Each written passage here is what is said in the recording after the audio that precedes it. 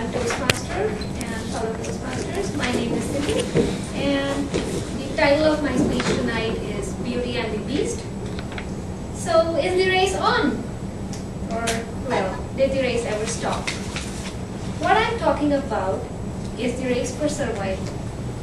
Have we ever stopped evolving? Have we ever stopped surviving? I don't think so. I don't think so. A wise man in the 19th century called Charles Darwin, he came up with the theory of natural selection. What it means is that the theory of natural selection, it explains that those species that have the inherent traits to survive will survive and will survive better than the other species. So that explains why there's so much diversity in nature and still so many species are extinct. You cannot see them anymore on the planet. So why is that? And he said that this also depends upon the strength of the species to adapt to a given environment. So a classic example which has always been used to explain this theory is the dark moth versus the white moth. There are two types of moths. One is a dark colored moth and the other is a white colored moth. So historically there have always been equal numbers of white and dark moth in the world. But in the era of Industrial Revolution in Europe, they found that the white moths were becoming less in number compared to the darker ones. So why would that happen suddenly during the Industrial Revolution? And they found out it was because during the Industrial Revolution, Europe and many other nations were using coal as the primary fuel. And coal emitted a lot of carbon when burnt. And that carbon was settling down into the forests of Europe. And that was settling into the trees, and the whole forest was getting darker compared to what it was a few years before. So the darker moths found it easier to hide, to camouflage in that kind of environment. And the white moths were easy to find by the bigger insects, and they ate them up. So the darker moths made their way out of the Industrial Revolution. So this is a classic example that explains that the darker moths had that color to hide and therefore survive in that kind of environment.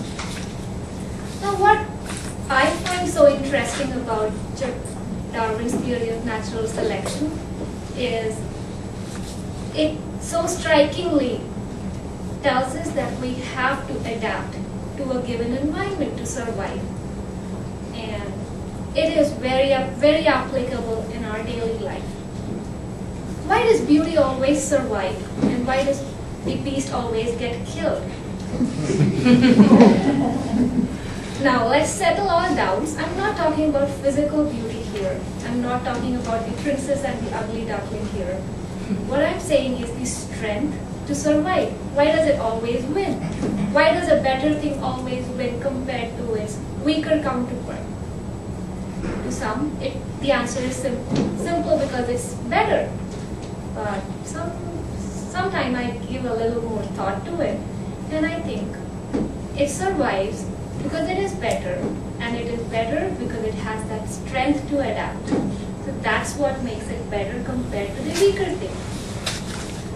And there are many examples in our daily life which explain how we adapt. Say for example, driving.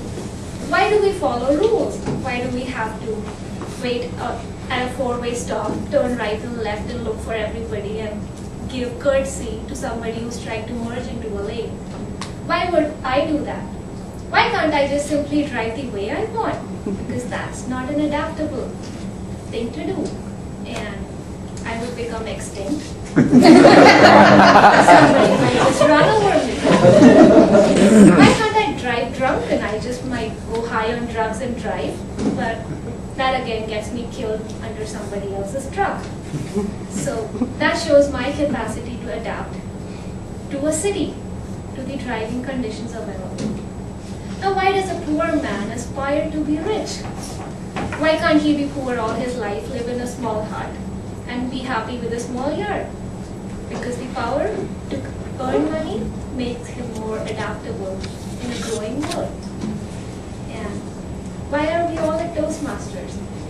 Why can't we just be shy, sit at home, not talk to anybody, just scribble on Facebook and talk on Orkut? That's because that's not adaptable. We have to go out, meet people, say hello, say hi, and impress them because we have to get a job someday or the other. We have to make our way in life. So that shows our adaptability to find a way to break our shyness. So I'm adaptable, you all are adaptable. Why is Toastmasters? Why can't it exist as a single club and have smaller clubs online? Well, it's not reachable that way, Dave. So we at Toastmasters, by having so many clubs around Calgary, are making it more easily reachable and more accessible. So that's why Toastmasters can survive in a modern world.